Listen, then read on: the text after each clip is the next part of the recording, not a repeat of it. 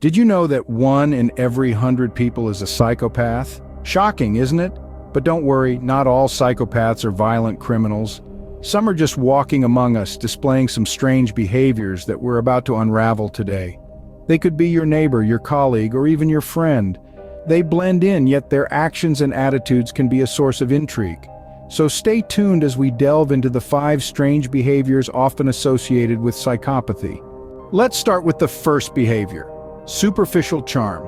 Psychopaths are often known to be charming and eloquent, but their charm is merely a facade.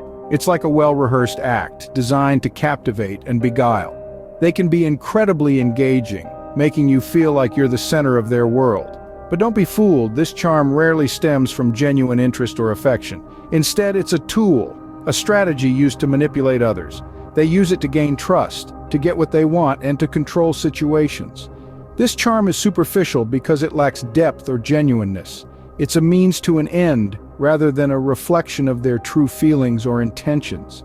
There's no real warmth or sincerity behind it. It's a mask hiding their true nature, which often involves a lack of empathy and remorse. So beware of the superficial charm. It's not as innocent as it may seem. Next on the list is a lack of empathy. While most of us feel for others, psychopaths often find this emotion hard to grasp. Empathy, the ability to understand and share the feelings of others, is a fundamental part of our human nature. It's what allows us to connect on a deep emotional level, to offer comfort in times of sorrow, to celebrate in times of joy. However, for psychopaths, this emotional resonance is often missing. They struggle to comprehend the emotions of those around them, making it difficult for them to form genuine connections. This lack of understanding can even extend to their own feelings, with many psychopaths reporting a sense of emotional emptiness. This emotional disconnection can lead to actions that seem cold and calculated.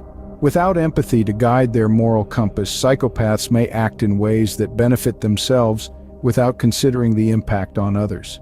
It's a chilling thought, isn't it? Remember, a lack of empathy is a key sign of psychopathy. Impulsiveness, the third behavior, is another hallmark of psychopathy. Psychopaths often act without thinking of the consequences. They act on a whim, driven by their immediate desires and urges, without giving a second thought to the potential fallout. This impulsivity isn't just about making sudden decisions. It's about a consistent pattern of reckless behavior that disregards the safety and well-being of themselves and others. This impulsiveness manifests in various ways, from spontaneous financial decisions to risky behaviors that may even involve breaking the law. The thrill of the moment outweighs any later repercussions in the mind of a psychopath. It's like they're living life on the edge of a cliff, constantly teetering on the precipice of disaster. But it's not just thrill-seeking. This impulsivity can also lead to volatile relationships, erratic work performance, and a general instability in their lives. The psychopath's world is one of constant chaos, largely of their own making. Impulsiveness in psychopaths often leads to a spiral of uncontrollable actions. Our fourth behavior is pathological lying. This is a common trait among psychopaths, and it's more than just telling a white lie. Pathological lying is a habitual, compulsive propensity to tell falsehoods, often without any discernible reason or benefit. It's a form of deception that goes beyond mere dishonesty, and it's a defining characteristic of many psychopaths. But why do psychopaths lie so persistently and compulsively? The answer lies in their desire for control and manipulation. Lies serve as a tool to manipulate others' perceptions and responses. They create alternative realities that suit their purposes, skewing the truth to gain power over others.